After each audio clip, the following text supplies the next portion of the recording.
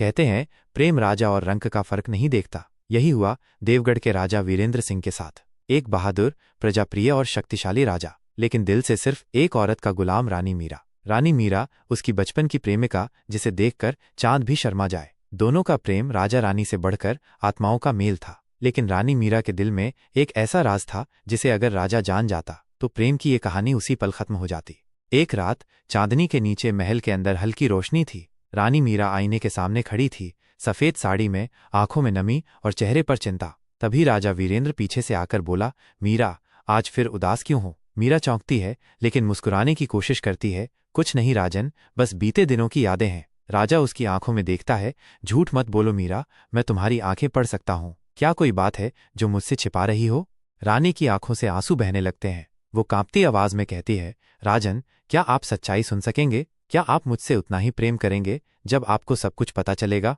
राजा वीरेंद्र बिना झिझके कहता है, मीरा, मैं तुम्हें अपने प्राणों से भी अधिक चाहता हूँ। चाहे कुछ भी हो, मेरा प्रेम अडिग रहेगा। रानी कांपते हुए धीरे से बोलती है, राजन, मैं इंसान नहीं हूँ, मैं एक श्रापित आत्मा हूँ।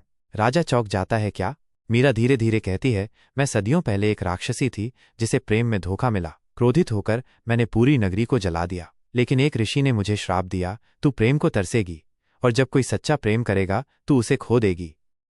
अब जब आपने मुझसे प्रेम किया है तो आज की रात आपकी अंतिम रात है। राजा शौक में खड़ा था लेकिन उसकी आंखों में डर नहीं था, सिर्फ प्रेम था। वो मीरा के पास जाकर बोला, तो क्या हुआ अगर तुम श्रापित हो? मेरे लिए तुम वही मीरा हो जिसे मैं बचपन से चाहता आया हूँ। अगर मृत्यु भी मिले तो तेरी बाहों में मिले।